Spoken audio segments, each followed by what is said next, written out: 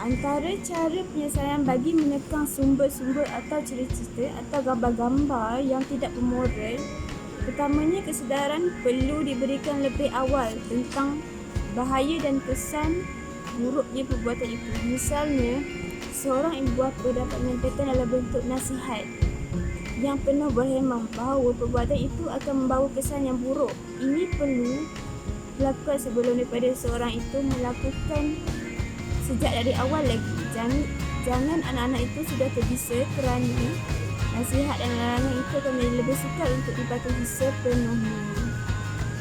Mengenai impak ICT terhadap komuniti di Malaysia dan budaya, impak baik buruk teknologi informasi dan komunikasi ICT telah diperdebatkan baik oleh ahli falsafah, sosiologi atau ahli-ahli ICT sendiri. Teknologi ini telah merubah kerangka dan budaya berfikir masyarakat.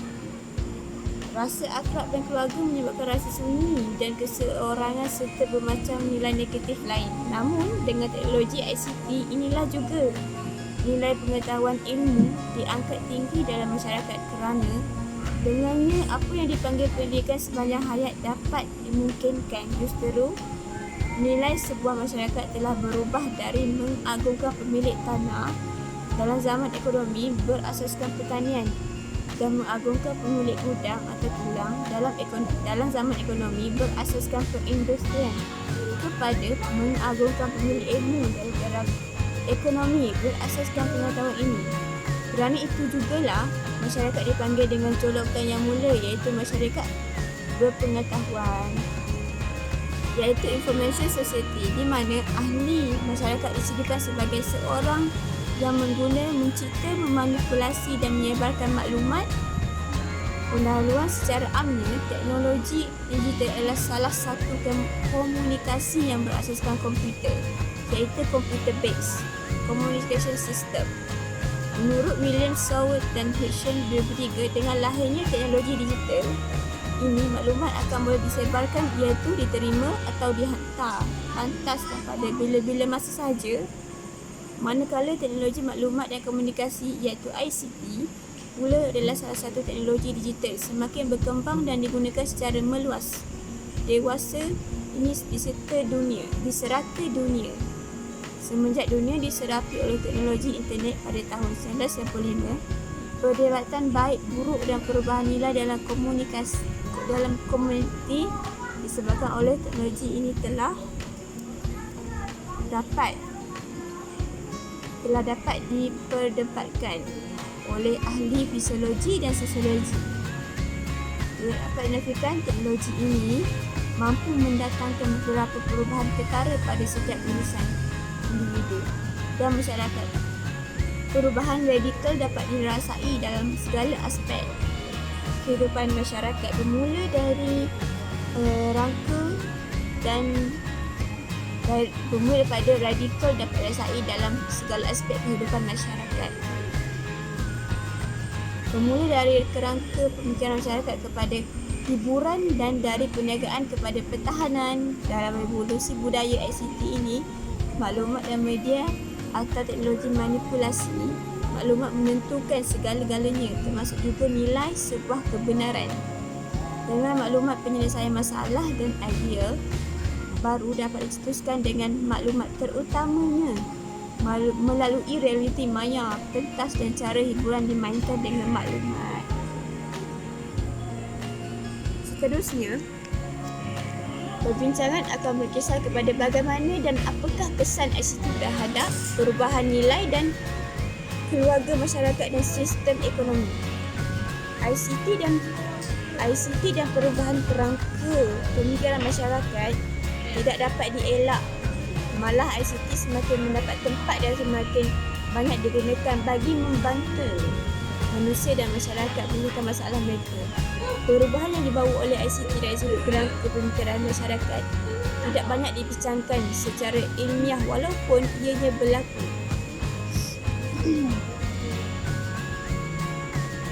ICT yang menekankan sebaliknya, iaitu melihat dalam alam fizik sebagai satu material yang tertutup tanpa roh yang yang dapat diwakil hanya oleh simbol Khairuddin Harun 1999.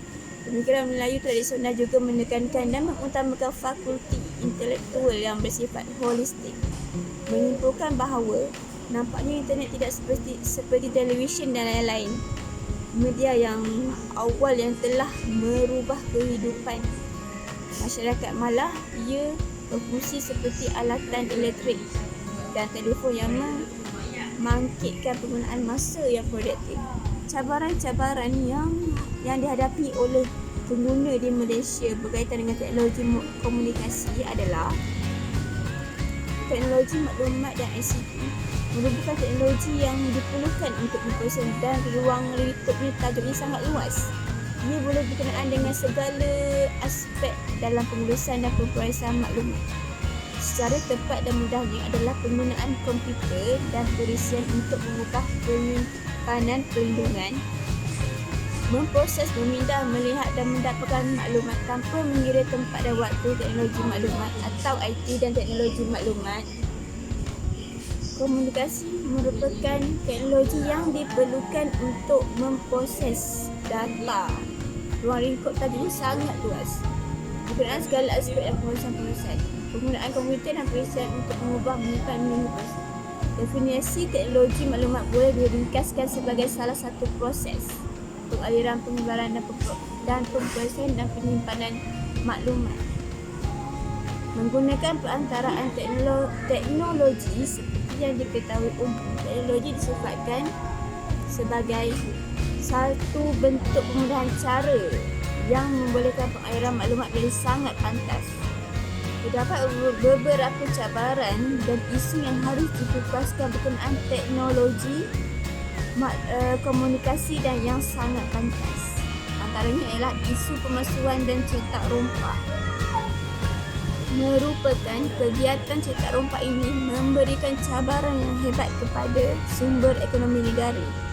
Pendapatan negara berkurang kerana cukai yang dihasilkan daripada industri pengeluaran yang berasaskan percetakan ini tidak dapat dijana. Pengeluar yang menghasilkan industri percetakan yang sah ini mengalami kerugian yang sangat tinggi. Pengeluaran yang menghasilkan ini sah mengalami kerugian disebabkan produk dan barang asli yang dikeluarkan mengalami kemerosatan dari segi jualan syarikat.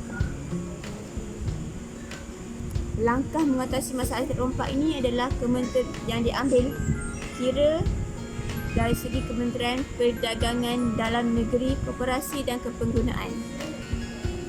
Perlu melaksanakan hukuman penjara mandatory terhadap pengedar dan penjual cakera padat video VCD atau cakera padat digital DVD cetak rompak bagi membantu gejala cetak rompak.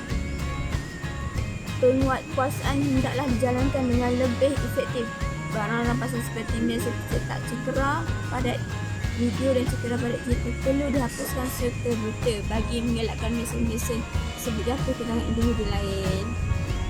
Langkah isu dan cabaran yang kedua adalah isu jenayah cyber. Sebagaimana yang kita lihat, kami akan mengkaji isu yang kedua, iaitu isu jenayah cyber. Jenayah maya merupakan jenayah yang amat luas bentuknya, iaitu dari segi peribadi untuk tujuan menipu, pencurian wang, penyebaran fitnah, propaganda, penularan virus. Langkah menangani masalah ini penerapan pendidikan dan kesedaran tentang undang-undang cyber, Kementerian Komunikasi dan Multimedia telah berganding bahu untuk menerangkan kepada masyarakat tentang akibat yang diperoleh kerana menyebarkan perkara yang tidak sahih. Pesan penjagaan internet di ruang cyber sehingga supaya masyarakat di Malaysia mengetahui kebebasan menggunakan internet yang diberikan oleh kerajaan mempunyai had-had yang tertentu.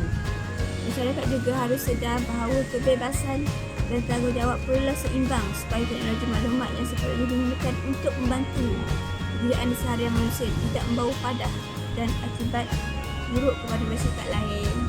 Masyarakat yang tidak bertanggungjawab yang menjadi penjenayah cyber ini juga perlu sedar tindakan yang akan dikenakan terhadap mereka sekiranya didapati bersalah Misalnya seorang itu denda tidak melebihi RM50,000 atau penjara tidak melebihi 5 tahun. Kesimpulannya adalah sebagai rakyat Malaysia yang Kesimpulannya, teknologi maklumat memainkan peranan yang penting dalam menjamin kehidupan yang lebih selesa. Namun begitu, kita harus memanfaatkan pengetahuan kita serta menggunakan teknologi tersebut untuk tujuan yang positif. Ini adalah untuk memastikan bahawa teknologi tersebut digunakan adalah untuk tujuan yang positif. Ini adalah untuk memastikan bahawa masyarakat kita dapat membangun dengan fikiran yang inovatif, kreatif dan berhati mulia. Dalam dunia tanpa sempadan, serangan berkemungkinan boleh dilakukan oleh beribu-ribu batu jauhnya. Tanpa sempadan, serangan berkemungkinan boleh dilakukan oleh beribu-ribu batu jauh maupun di kalangan yang berhampiran dengan kita. Oleh itu, setiap individu perlu memainkan peranan untuk membantras kes-kes jenayah cyber semakin merosot zaman era kini. Namun demikian, ada juga yang menjadi penyebar maklumat palsu ataupun pihak lain menggunakan internet untuk menyebarkan maklumat yang tidak benar. Pihak kerajaan mesti meningkatkan ilmu pengetahuan rakyat dan menyebarkan berita di media cetak dan media massa. Dalam isu yang dikupas, banyak cabaran yang dihadapi dan perlu dipegang bagi keselamatan negara pada masa hadapan. Sekian saja. Terima kasih.